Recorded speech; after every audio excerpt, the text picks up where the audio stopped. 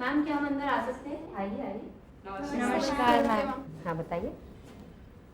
Ma'am ma'am आप हमें जल्दी से प्रवाल शब्द का अर्थ बता दीजिए। अच्छा जल्दी से। जी हाँ मैम, आज हमें कुछ शब्दों के अर्थ का पता लगाना है। ज्योति मैम ने कहा था कि पुस्तकालय में जाके देखना। जब आप पुस्तकालय में आए हैं और शब्दों का अर्थ खोजना चाहते हैं तो क्यों ना हम आपको शब्दकोश से इसके अर्थ बताएं। लेकिन मैम हमें तो शब्दकोश देखना ही नहीं आता, तो आज आप हमें शब्दकोश के बारे में बताइए ना। बिल्कुल ठीक। तो आज हम पहले आपको शब्दकोश दिखाते हैं, फिर उसके बारे में बताते हैं। ये देखिए, यहाँ हैं हमारे सारे शब्दकोश।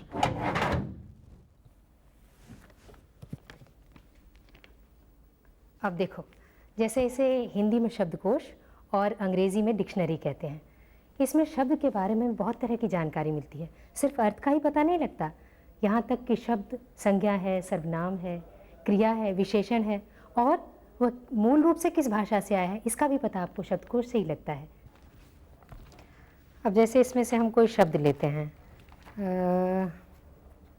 कोई भी शब्द ले लेते हैं, जैसे अंतरिक्ष ले लेते हैं। ये देखो अंतरिक्ष है, ये देखो वो यहाँ लिखा है अंतरिक्ष, इसके साथ लिखा है पु, मतलब ये पुल्लिंग शब्द है, ये संज्ञा है और फिर उसका अर्थ दिया है पृथ्वी और स्वर्ग के बीच का स्थान। एक और अर्थ है आकाश। कितने अर्थ इससे पता लगते हैं? अच्छा कौन सा शब्द तुमने पूछा था? जी प्रवाल शब्द पूछा था। अब प्रवाल का अर्थ ढूंढते हैं। देखो प्रवाल कहाँ होगा? प्रवाल ये देखो प्रवाल, ये रहा, यहाँ देखो ये लिखा है प्रवास प्रवाल। प्रवाल के साथ लिखा है पुल्लिंग संज्ञा। संज्ञा और पुल्लिंग, अर्थात ये शब्द संज्ञा है और पुल्लिंग इसका लिंग है।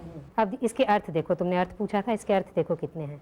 द्वीप वलय, मूंगे की बनी चट्टानों का वृत्ताकार संयोजन जो समुद्र के जल की सतह से ऊपर निकला रहता है तथा उसके बीच में पानी मौजूद रहता है। ये इसका अर्थ इसमें विस्तार से दिया गया है। कितने अर्थ मिल गए एक प्रवाल शब्द के? तो है ना ये शब्दकोश मजे की चीज़।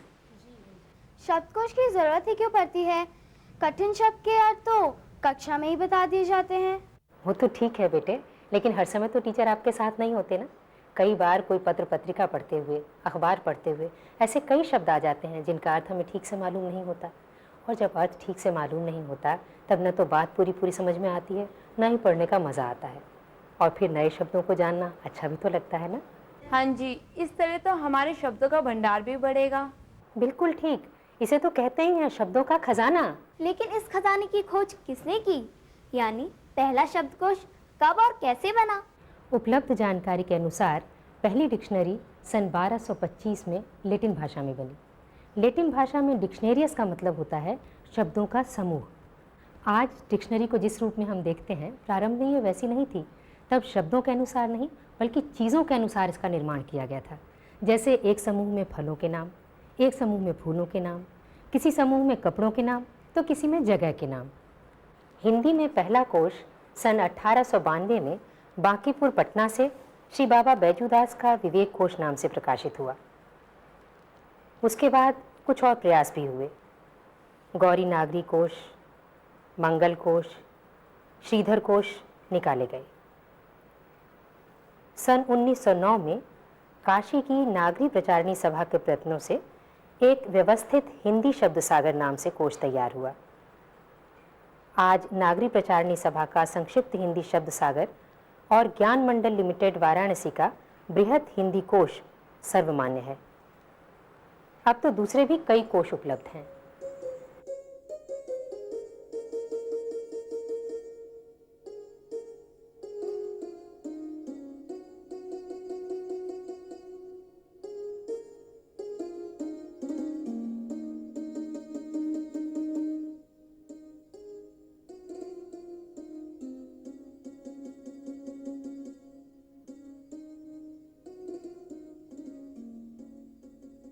मैम, मैं तो शब्दकोश में शब्दों का अर्थ ढूंढने में बहुत समय लगता है, बस पन्ने ही पलटते रहो।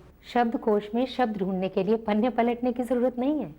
शब्द ढूंढने का एक ख़ास तरीका होता है। किसी भी भाषा के शब्दकोश को देखने के लिए उसके वर्णक्रम को जानना बहुत ज़रूरी होता है, जिसे अंग्रेज़ी में अल्फ़ाबेट्स और हिंदी में वर्णमाला कहते हैं। तो ज़रा हिंदी की वर्णमाला को दोहरा लें।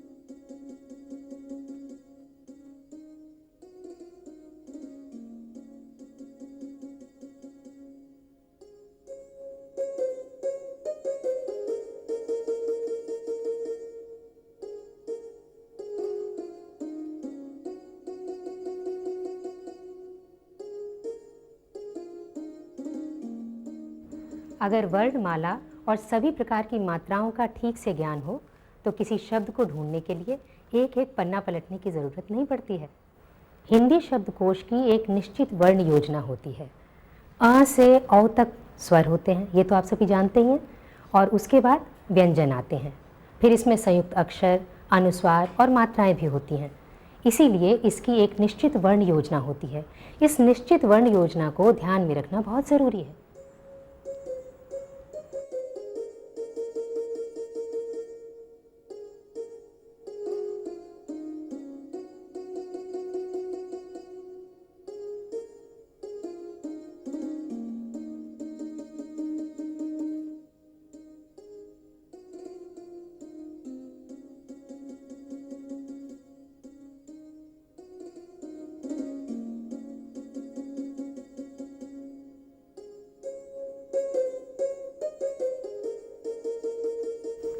ध्यान रहे बच्चों, कोश के वर्णक्रम में पूर्ण अक्षर से पहले चंद्र बिंदु और अनुस्वार चिन्ह आते हैं, जैसे हंस, हंस, हस। और आधे अक्षर यानी संयुक्त अक्षर पूर्ण अक्षरों के बाद में आएंगे, उसकी सारी मात्राओं के खत्म होने के बाद। जैसे हम क अक्षर को लेते हैं, क में आखिरी मात्रा होगी कौ की, तो हम देखें इसमें कौ की मात्रा में अंतिम शब्द कौन सा आता है। ये देखते हैं, ये रहा कौहर, कौहा। अब कौहा के बाद औ की मात्रा से और कोई दूसरा शब्द नहीं है, यहाँ आकर के ये मात्रा खत्म हो जाती है। तो अब आधा क प्रारंभ होगा, और इसके बाद देखो यहाँ से नए शब्द जो आधे क से शुरू होते हैं। यानी कौहा के बाद आएंगे क्या, क्यार और क्रंदन। और इसी प्रकार संयुक्त अक्षरों का वर्णक्रम उनके घटकों के क्रम पर निर्धारित होता है। जैसे हम कोई शब्द लेते हैं कक्षा, कक्षा में क्ष वर्ण है, ये किनके मेल से बना है, आधा क और श। इसी तरह विद्यालय का द्य, ये द्य अक्षर कैसे बना है, आधा द और य।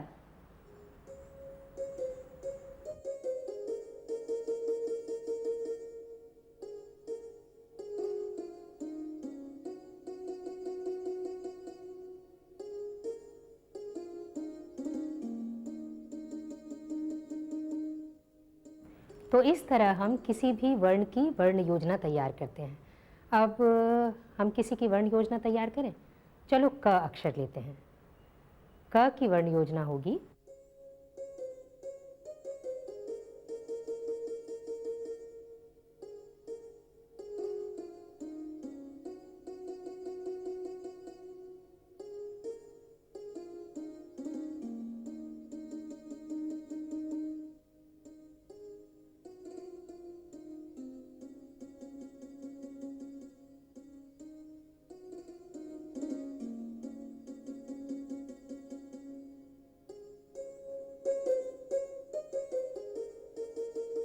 शब्दकोश में शब्द ढूंढने के लिए शब्द की सही स्पेलिंग यानी उसकी वर्तनी को सही रूप से जानना बहुत ज़रूरी है। अब चलो हम कोई शब्द ढूंढते हैं। क अक्षर से कैंची शब्द ढूंढो, ढूंढ के दिखा सकते हो मुझे? लो ढूंढ कर बताओ। इसमें कोने में जो शब्द दिए गए हैं, कोने में ये शब्द दिए गए हैं, उसे ध्यान दे करके तब देखना।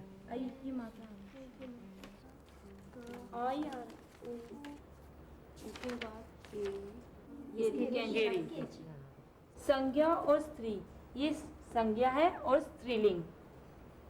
मैम यहाँ लिखा है कैंची शब्द तो स्त्रीलिंग है, तो कोष्टक में तो तू लिखा है। इससे पता लगता है कि यह शब्द तुर्की भाषा से आया है। एक साथ कितनी जानकारी, इसी से अनुमान लगा सकते हो कि शब्दकोश हमारे लिए कितना उपयोगी है। देखो बच्चों, जब तक इसमें से तुम लोग कुछ और शब्द निकालो, मैं कुछ और शब्दकोश लेकर, हाँ तुम्हारे लिए भी देते हैं। तुम्हें ये लो, ये भी एक शब्दकोश है। इसमें से आप अपने नाम का अर्थ ढूंढो। चलो प्राचीन कैसे निकलेगा? मैम ने बताएंगे ऐसे। अंबर यानी अ में देखते हैं शब्द। नहीं यार, अंबर अ से पहले आएगा। मैम ने बताया नहीं था, अनुस्वार शब्द पूर्ण शब्द से पहले आते हैं, तो फिर वो पहले आएगा। चल फिर देखते हैं। प्राचीन, ये रहा, मतलब वी, इसका मतलब ये विशेषण है, और स संस्कृत भाषा से लिया गया है। आधा है ना, तो फिर ये अंबर, अंबर ये रहा। यह संज्ञा और पुल्लिंग है और इसका अर्थ है आकाश, वस्त्र, परिधि, एक सुगंधित खनिज। अच्छा बच्चों, अब यहाँ देखो शब्दकोश भी कई प्रकार के होते हैं। इनमें से प्रमुख हैं एक भाषा कोश। जब एक भाषा से उसी भाषा में उसका अर्थ दिया जाए, जैसे अंग्रेज़ी से अंग्रेज़ी में या हिंदी से हिंदी में, या फिर किसी भी भाषा से उसी भाषा में उसका अर्थ बताया जाए, तो वह एक भाषा कोश कहलाता है।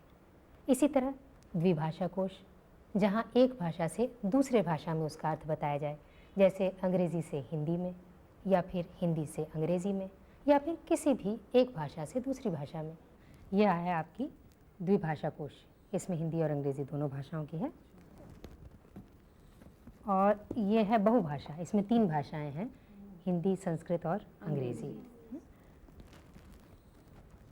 इसी तरह से ये भी बहुभाषा कोश है। इसमें हिंदी, गुजराती और अंग्रेज़ी ये शब्द हैं। और उसके बाद अब आपको हम दिखाते हैं ये समांतर कोश। ये आपका थिसॉरस है, ठीक है, देख रहे हो थिसॉरस। इसमें शब्द की बहुत सारी बातों के बारे में बताया जाता है। एक ही भाषा में शब्दों के पर्याय, उसके मिले जुले शब्दों और रूपों की सूचना जहाँ मिलती है, उसे थिसॉरस कहते हैं। एक भाषा कोश का उदाहरण अभी हमने कैंची शब्द में देखा था ना। आप देखो जैसे कि ये अंग्रेज़ी हिंदी कोश है, इसमें 2 भाषाएं हैं, द्विभाषा कोश कहते हैं इसे। अब जैसे हम इसमें कोई एक ले लेते हैं शब्द, इंग्लिश का एक शब्द लेते हैं, वाटर ले लेते हैं, तो ये आएगा SUVWX, UVW, wind, wind water. इससे पहले आएगा वाटर, ये रहा, देखो ये वाटर लिखा है, जल। अब आप देखिए इसमें ये सारे अर्थ हैं ना? ये द्विभाषा कोश हुआ। अब मैं आपको बहुभाषा कोश दिखाती हूँ, जिसमें कि आपको एक से अधिक भाषाओं में, अब जैसे ये है संस्कृत, हिंदी और अंग्रेज़ी, इन 3 भाषाओं में है। अब जैसे इसी में हम जल शब्द ले लेते हैं, हमने वाटर लिया था ना। अब ये ज आएगा, च छ ज जल, जल। ये देखो यहाँ लिखा है जल, ये देखो है ना। अब इसमें है ना, इसमें हिंदी में भी है और फिर अंग्रेज़ी में भी है, तो ये आपका बहुभाषा कोश हो गया। और आपको इसी में मैं एक और शब्दकोश दिखाती हूँ। ये देखो, ये हिंदी, गुजराती और अंग्रेज़ी, ये 3 भाषाएं हैं ना। तो इसी में जैसे हम इसमें भी हम जल लेते हैं, देखो इसमें भी जल होगा, जल। अब देखो यहाँ जल का अर्थ कैसे दिया हुआ है। पहले तो पुल्लिंग, उसके बाद फिर पानी हिंदी में बताया। और ये देखो गुजराती में लिखा है ना, मज़े की। इसके अंदर गुजराती में बताया, फिर इंग्लिश। अब देखो आपको और एक मज़ेदार चीज़ दिखाते हैं, है ना, ये भी हो गया। अब आपको दिखाते हैं ये थिसॉरस है। कभी आपने थिसॉरस देखी थी? नहीं। ये देखो थिसॉरस में क्या होता है, इसमें वर्ण क्रम के अनुसार नहीं देखते, बल्कि इसमें विषय सूची के आधार पर शब्दों को खोजा जाता है। अब जैसे हम इसमें शब्दकोश लेंगे, हम इसमें कुछ खोजना चाहेंगे, तो हम पहले इसका क्रम देखेंगे, यहाँ से विषय सूची देखेंगे। अब जैसे विषय सूची है, इसमें हम देखते हैं ब्रह्मांड है, पिंड कथा है, सौरमंडल है, आकाश। चलो आकाश देखते हैं। अब दूसरे नंबर पर आकाश है, ये ब्रह्मांड आया, ये आकाश आया। अब इसमें आकाश के बारे में सोचें। इसमें आकाश के बारे में न केवल उसके पर्याय हैं, उससे मिले जुले जितने भी शब्द हैं, उन सब के बारे में पूरा आकाश एक साथ होगा। दिक्कत नहीं हुई ना, इसमें तो खूब पन्ने पलटने की ज़रूरत नहीं पड़ी। तो बच्चों, अब तक तुम्हें अनुमान लग ही गया होगा कि शब्दकोश हमारे लिए कितना उपयोगी है। इसका जितना उपयोग तुम लोग कर सकोगे, उतना ही इसका लाभ उठाओगे। जब हम शब्दकोश की बात करते हैं, तो मुझे अमीर खुसरो द्वारा रचित एक पद्य संग्रह का ध्यान आता है, खालिक बारी। इसमें अरबी फारसी के शब्दों का ब्रज भाषा में अर्थ दिया गया है, इसीलिए यह पुस्तक बहुत अधिक प्रसिद्ध हुई। आतिश आग, आब ही पानी, खाक धोर जो बाद उड़ानी। इसकी प्रति राष्ट्रीय संग्रहालय में भी देखी जा सकती है और कुछ लोग इसे बहुत पुराने कोशों में से एक मानते हैं। इसके बारे में एक बहुत ही सुंदर पद्य प्रचलित है, इकलख ऊंट सवालख गारी, तिस पर लादी खालिक बारी। इसका मतलब ये हुआ कि ये इतना लोकप्रिय हुआ कि 1.5 लाख गाड़ियों पर इसकी प्रतियां बंटवाई गई। है ना मजे की बात। तो अब शब्दकोश में शब्द ढूंढने में मज़ा आएगा ना। चलो इसमें से हम कुछ नए नए शब्द ढूंढते हैं। हाँ जी। तुम लोग ढूंढ सकते हो ना शब्द? चलो आज यही खेल खेलते हैं। आज आप लोगों को मैं ये लो, इसमें अंग्रेजी के शब्द ढूंढो और तुम्हारे पास ये है, इसमें हिंदी के, और इसमें से चलो सब लोग अपने नाम ढूंढो या कोई भी नए नए शब्दों के अर्थ खोजो। अपना नाम ही ढूंढती हूँ। मुझे तो अपने नाम का अर्थ ही मिल गया। ग्राफ लेख चित्र आलेख ग्राफ तो बिल्कुल आखिर में चले जाओ।